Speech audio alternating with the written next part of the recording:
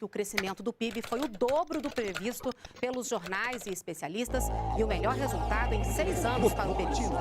A prévia da inflação oficial do país ficou em 0,08% em agosto. De acordo com o IBGE, essa é a menor taxa para o mês desde 2010. 2%. Mas essa alta foi a primeira após 20 trimestres consecutivos de queda. E olha, o Brasil registrou no primeiro semestre deste ano o segundo melhor nível em 30 anos. O Brasil registrou pelo 4º mês consecutivo alta no emprego formal. E você vai descobrir que ele é o presidente que mais se movimentou. Eu fiz um balanço das coisas que foram feitas, né? E dos resultados. Por exemplo, a economia já está reagindo. A economia brasileira agora ganha um fôlego. A redução da taxa básica de juros não acontecia desde março do ano passado. Dessa vez, a economia do país pode voltar a aquecer.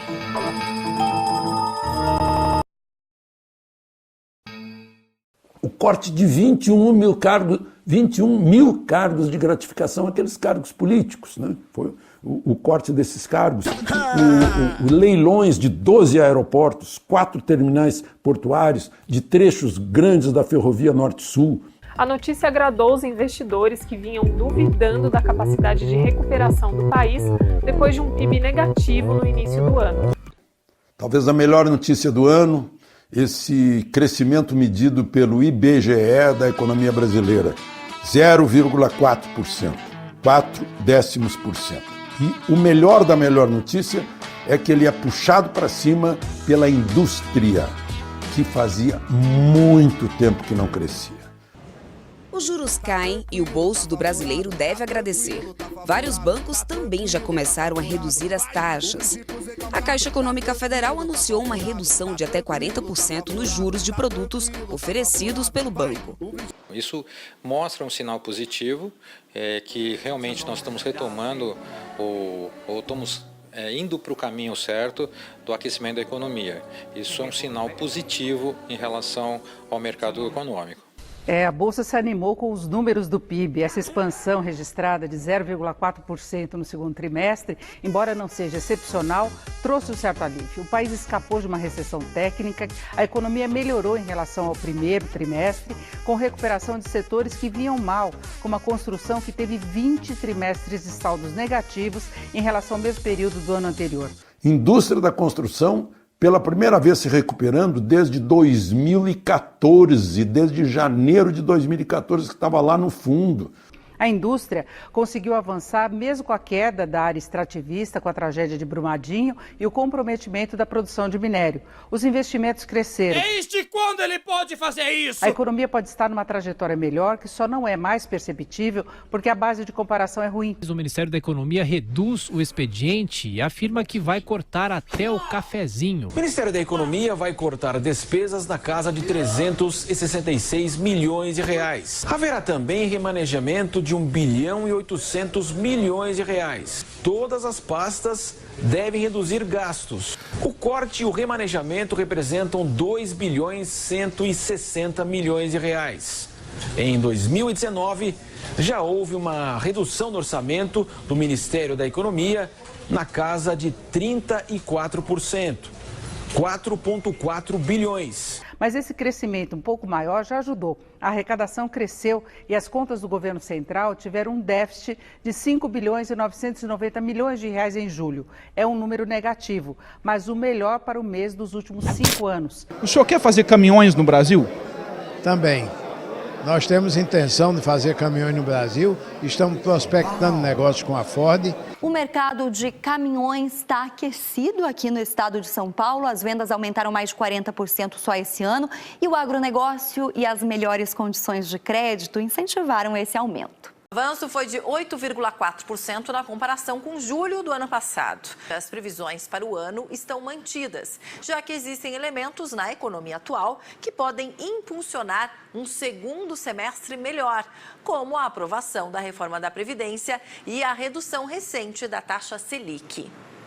A gente já está saindo desse escuro que a gente estava aí, uma certa dificuldade aí geral nesse segmento. A melhora do cenário econômico do país, principalmente do setor do agronegócio, acelerou as vendas dos caminhões. Além disso, muitas empresas que estavam esperando para investir decidiram renovar a frota esse ano para aproveitar as melhores condições de crédito.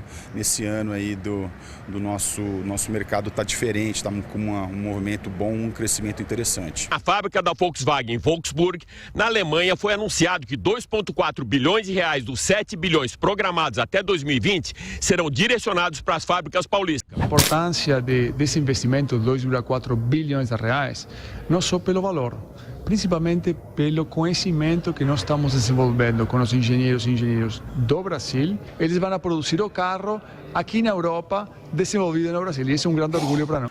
Vejam só, Fiat Chrysler anunciou 16 bilhões de reais de aplicação no Brasil. No campo internacional, o atual governo concluiu o acordo comercial do Mercosul com a União Europeia para o livre comércio entre os países.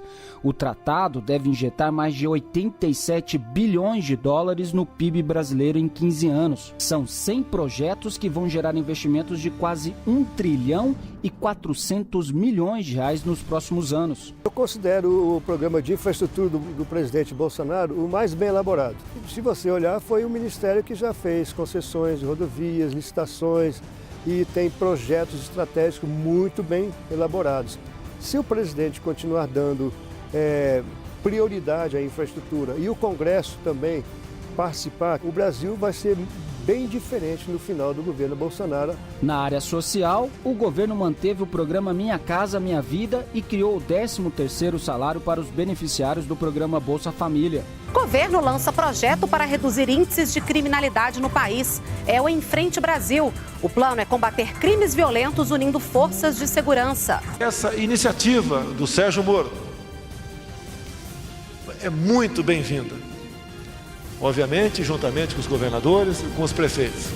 E nós temos a certeza que ela vai dar certo. O objetivo é reduzir drasticamente os índices de criminalidade. Os índices de criminalidade caíram em todo o país. Os crimes de homicídio e roubo a veículos estão entre os que mais tiveram queda. De janeiro a abril de 2019, o número de homicídios caiu 21% e o número de latrocínios teve redução de 23% em comparação com o mesmo período de 2018. Houve queda ainda em relação aos crimes de lesão corporal seguida de morte, furto de veículos, roubo a instituições financeiras e roubo de carga. É o seguinte, os principais índices de criminalidade do país desabaram nos primeiros 4 meses deste ano em comparação ao mesmo período do ano passado. Eu vou repetir que essa notícia é muito importante, hein? Os principais índices de criminalidade no país, talvez o maior problema do Brasil, desabaram nos primeiros 4 meses deste ano, em comparação ao mesmo período do ano passado. O número de assassinatos caiu 21,2%. Então tá aí, Augusto Nunes, 4 meses de governo de Jair Bolsonaro, com Sérgio Moro à frente do Ministério da Justiça e da Segurança Pública, e os índices de criminalidade do país estão desabando. Isso dá cacife ao Sérgio Moro, isso é resultado que está sendo apresentado e contra fatos fica difícil haver argumento. Isso é notícia para virar manchete, né? Quer dizer, primeiro, há quanto tempo não temos uma denúncia envolvendo uma licitação irregular? Faz muito tempo, né? Que não tem mais esse negócio de corrupção. As 8 grandes empreiteiras atoladas na Lava Jato sossegaram. Os outros são mais cuidadosos porque existe polícia, existe prisão. Agora vamos para esse tipo de crime aqui. Primeiro, os criminosos sabem que agora você tem um ministério, um governo e um ministério dispostos a agirem contra ele. Yikes. A polícia, os policiais, cuja grande maioria da polícia é formada por policiais decentes, honestos, eles se sentem mais protegidos por tudo. O Sérgio Moro, com todas as dificuldades opostas aí pelo Congresso, pelos que são parceiros de criminosos, ele conseguiu transferir dirigentes dessas facções aí criminosas, PCC, Amigo dos Amigos, primeiro comando, comando vermelho. Com essa transferência já diminuiu o crime. E você tem a polícia agindo aqui em São Paulo, né, ostensivamente, né, melhorou para burro. Jair Bolsonaro é presidente!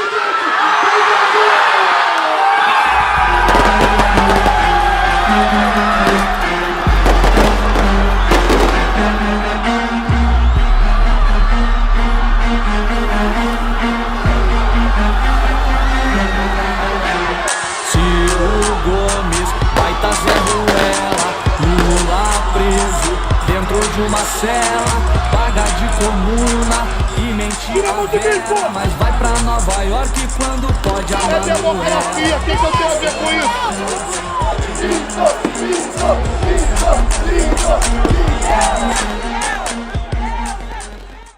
Riscos, Brasil contra a corrupção e contra o crime organizado. Brasil acima de tudo. Ajude a manter Riscos Brasil no ar. Basta inscrever-se no canal, curtir e compartilhar nossos vídeos. Obrigado.